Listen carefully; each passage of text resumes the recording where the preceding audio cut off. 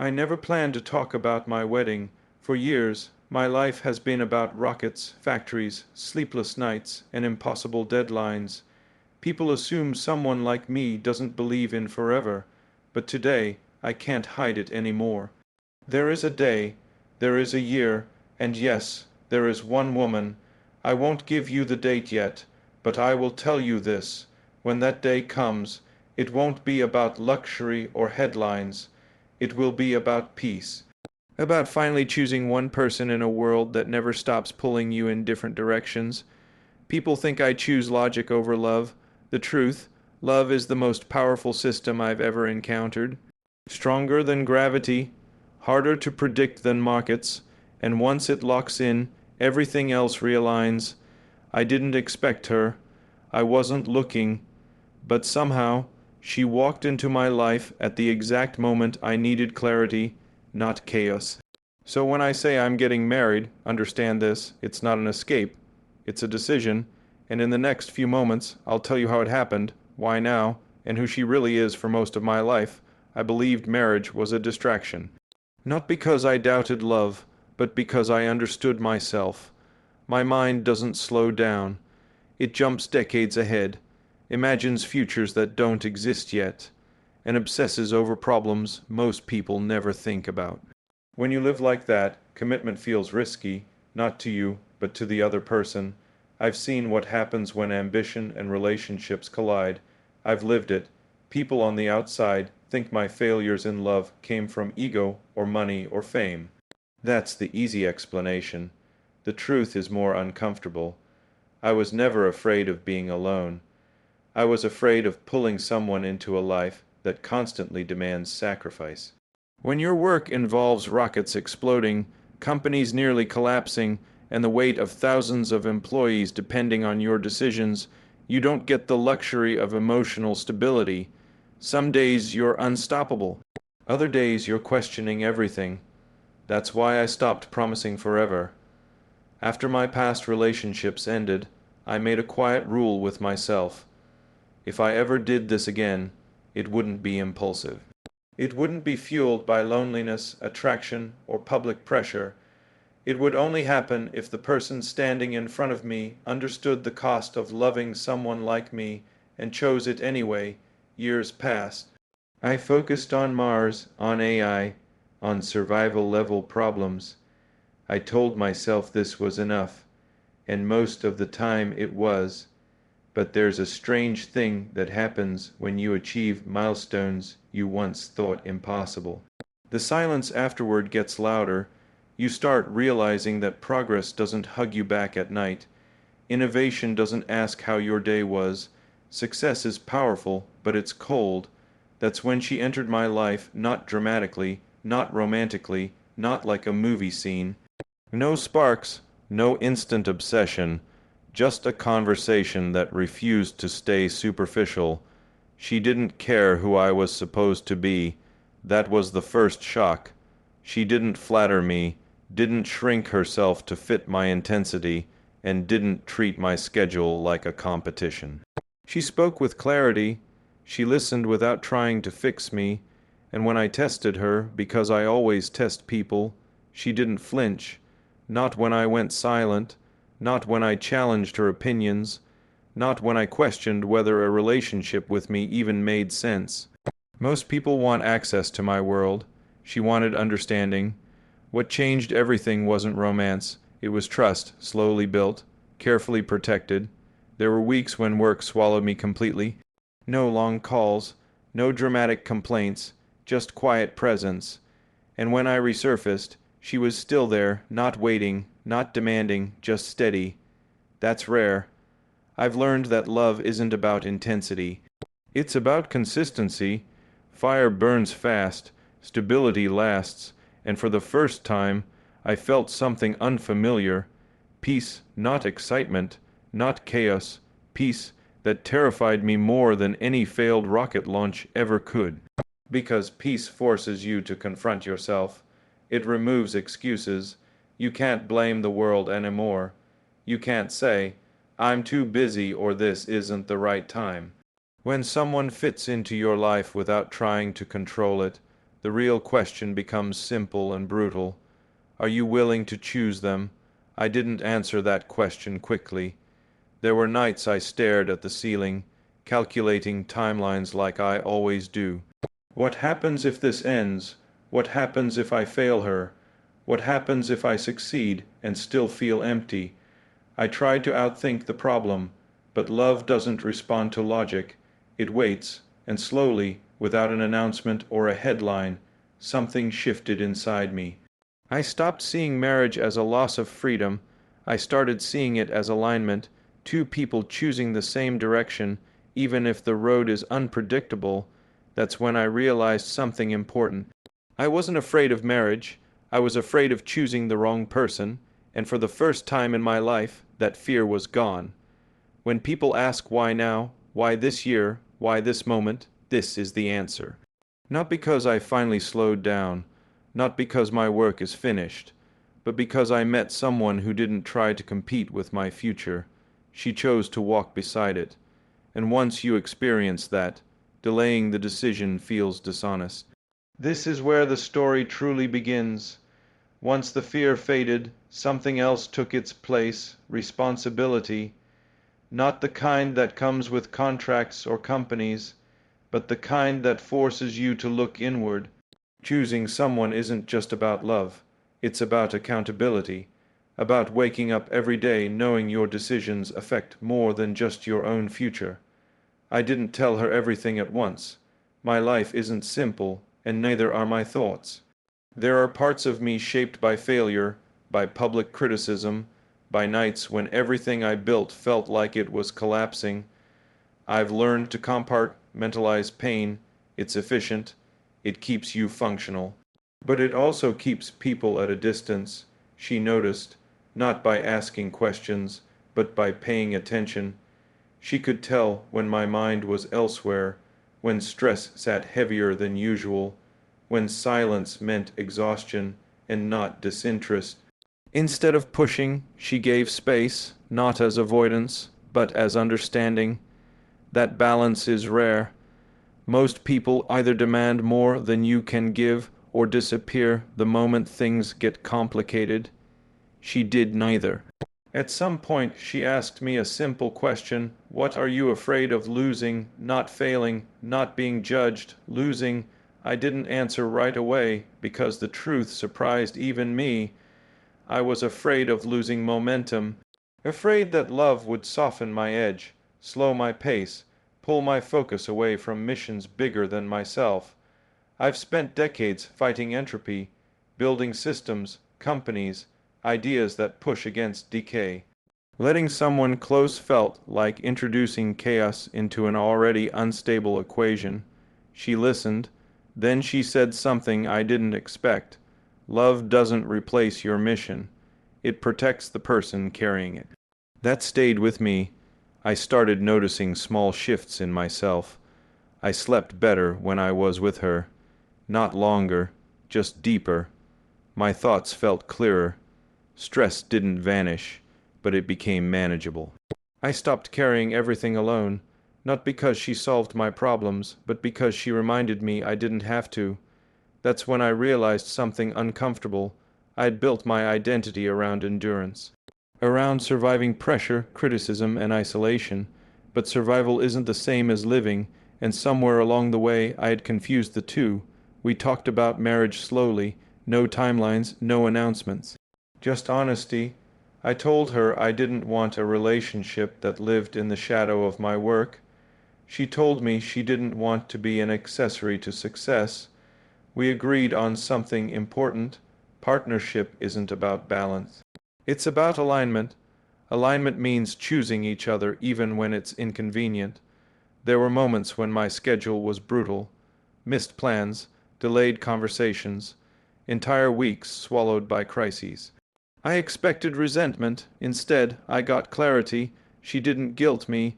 She reminded me why I was doing the work in the first place, not for applause, but for impact.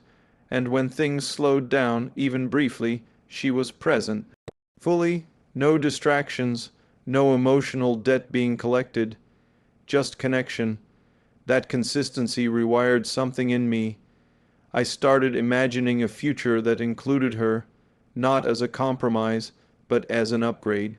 A life where success didn't feel hollow, where achievement had someone to share silence with, where coming home meant grounding, not escape. That's when the idea of a wedding stopped feeling abstract. It wasn't about the ceremony, it was about intention, publicly choosing someone in a world where everything else is temporary, saying this matters enough to commit. For someone like me, who calculates risk for a living, that realization carried weight. I thought about timing, about age, about optics, about how people would react. Then I asked myself a harder question. If not now, then when? There will always be another launch, another crisis, another goalpost moving further away. Waiting for the perfect moment is just another form of avoidance. She didn't push for answers, but she didn't hide her expectations either. She was clear about what she wanted: stability, honesty, and a future that wasn't indefinitely postponed. That clarity forced me to be equally clear with myself, so I made a decision, quietly, intentionally. I chose the year, I chose the season, not based on convenience, but on meaning, on when I knew I could show up, not perfectly, but genuinely. I didn't announce it, I didn't tell the world, but in my mind the path was set. When I finally told her, there were no tears, no dramatic reactions, just a smile, calm, steady, certain, as if she already knew. That's when I understood something fundamental. The right person doesn't rush your growth. They recognize it when it arrives, and once that happens, moving forward feels less like a leap and more like the natural next step. Choosing the year was easy compared to choosing what kind of husband I wanted to be. I've built companies by obsessing over first principles, stripping ideas down to what truly matters. When I applied that same thinking to marriage, the answers weren't comforting. They were demanding. I knew one thing for certain: I didn't want to repeat old patterns. I've failed before, not because I didn't care, but because I underestimated what presence really means. You can be physically there and still be absent. You can provide everything and still give nothing that matters. I didn't want to be that man again, so I started paying attention, not just to her, but to myself.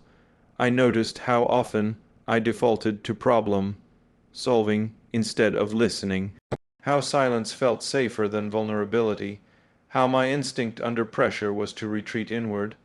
These traits made me effective in business, but dangerous in love. Recognizing that was uncomfortable.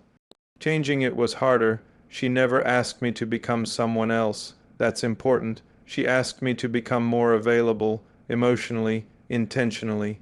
She wanted honesty even when it wasn't polished, reassurance even when I was tired, and effort even when my mind was occupied with 1,000 other things. Not perfection, presence. We talked about expectations, the unglamorous part of commitment most people avoid. What happens when work dominates weeks? How do we handle conflict when time is limited? What does support look like when one person lives under constant public scrutiny? Those conversations mattered more than any romantic gesture. She was clear about her boundaries. She didn't want to disappear into my shadow. She wanted her own identity, her own rhythm, her own purpose. That impressed me. Independence isn't distance, it's strength. And I respected her more for it. I also had to confront how the world would see us. Public relationships come with distortion. People project narratives, assumptions, fantasies. I've seen how quickly admiration turns into intrusion. I didn't want her to be consumed by that noise, so we agreed on something fundamental. Our relationship would be private in meaning, even if public in existence. No performing, no proving, just reality. As the date grew closer in my mind, doubts tried to resurface, not about her, about myself. Would I default to old habits under pressure? Would I know when to slow down? Would I be able to protect this relationship from the chaos that follows me? Then something unexpected happened. During one of the most stressful periods of my year, a time when multiple projects were on the brink, I reached a breaking point. Exhaustion blurred everything. For once, I didn't push through alone. I told her I wasn't okay. She didn't offer solutions. She didn't minimize it. She simply stayed, quietly, steadily, no judgment, no expectations, just presence. That moment changed how I defined strength. Strength isn't carrying everything alone. Strength is knowing who to lean on. From that point on, the idea of marriage stopped feeling like a risk to manage and started feeling like a foundation to build on. Not a distraction from ambition, but a stabilizer for it. A place to return to when the world demands too much. I started thinking about the day itself, not the spectacle, but the symbolism. Two people choosing each other in a world obsessed with exits. Making a promise that isn't optimized for convenience, but for commitment. I didn't want extravagance. I wanted intention. A moment that felt grounded, honest, and real. Something that reflected who we are, not what people expect. And for the first time, I allowed myself to imagine something simple and powerful. Waking up next to the same person, knowing we chose this life deliberately, not because it was easy, but because it was right. That's when the final doubt disappeared. Marriage wasn't something happening to me. It was something I was consciously stepping into. And once that realization settled, everything else, the date, the details, the future, stopped feeling uncertain. It felt decided, not by pressure, not by fear, but by clarity. And when clarity arrives, hesitation no longer makes sense. By the time I set the date, I understood something fundamental. Marriage isn't a destination. It's a commitment to continue choosing someone day after day in a world that constantly tests loyalty, patience, and resilience. The day itself, the ceremony, the vows, the photos, is just a single moment. What matters is the life built before and after it. I started thinking about the journey we'd take together. The challenges aren't theoretical. Life will be unpredictable. Companies will falter, projects will fail, the world will throw chaos at us, just like it always does. But this time, I didn't feel the weight alone. There would be someone to navigate it with me, not as a shadow, not as a spectator, but as an equal. That's a rare kind of partnership, one that can withstand the turbulence of ambition, fame, and constant scrutiny. The truth is, love requires work, intentionality, and courage. I've built rockets that defy gravity, but sustaining love feels far more complex. It's about understanding without judgment, communicating without ego, and holding space for someone else's dreams while pursuing your own. I realized that the kind of love worth having doesn't compromise ambition, it enhances it. It provides clarity, grounding, and perspective. Planning a wedding in my world is not about extravagance, it's about significance. Every detail, from the timing to the setting to the promises spoken, carries meaning. I wanted it to reflect our values, honesty, courage, and partnership. She wanted it to be intimate, authentic, and unpretentious. Together, we designed a day that wasn't for social media, applause, or public fascination, but for us, a symbolic anchor for the life we'd build together. I also learned the importance of presence. During the preparations, it became clear that attention is the greatest gift you can give someone you love. Not gifts, not gestures, not proclamations. Simply showing up consistently, listening, and being accountable. In business, I can predict outcomes and control processes. In love, I had to surrender control, trust instincts, and commit to a process that is unpredictable but profoundly rewarding. As the day approached, I found myself reflecting on the journey that led here, the failures, the loneliness, the self-imposed isolation. Each challenge had prepared me for this moment. Every mistake taught me patience. Every heartbreak had shown me what not to settle for. And now, standing at the threshold of marriage, I felt a sense of quiet certainty I've never known before. I am marrying someone who isn't just my partner, but my equal. Someone who challenges me, supports me, and walks beside me without fear or hesitation. We are ready not because everything is perfect, but because we are willing to face the imperfections together. And that's the real truth behind announcing a wedding date or revealing a name. It's never about the spectacle or the timing. It's about choosing someone with intention, courage, and clarity. It's about committing to be present even when life threatens to pull you apart. And in that commitment, I have found something far more valuable than success, fame, or recognition. I have found grounding, partnership, and love. This is why I can finally say, without hesitation, that I am ready. Ready to begin this chapter not just for a day, but for a lifetime. Looking back, the journey to this moment has been anything but simple. It wasn't about rushing, showing off, or meeting expectations. It was about understanding, choosing, and committing. I've spent my life chasing visions, breaking barriers, and redefining what's possible in technology and space. But this chapter taught me that the most profound achievement isn't building rockets or launching companies. It's building a life with someone who truly sees you, understands you, and chooses to stay by your side. Love, I realized, is not a distraction from ambition. It is its complement. It grounds you, challenges you, and provides a perspective that no success metric can measure. True partnership requires patience, trust, and daily effort. It's about being present when it matters, listening when it's hard, and supporting when you'd rather retreat. It's about celebrating victories together and navigating crises as a team. These are the lessons no headline captures, yet they define the foundation of a lasting relationship. As I revealed my wedding date, year, and her name, it wasn't meant for shock or spectacle. It was an acknowledgement of something deeper, the clarity, courage, and intentionality that brought us here. Our wedding is not just a day, it is a promise.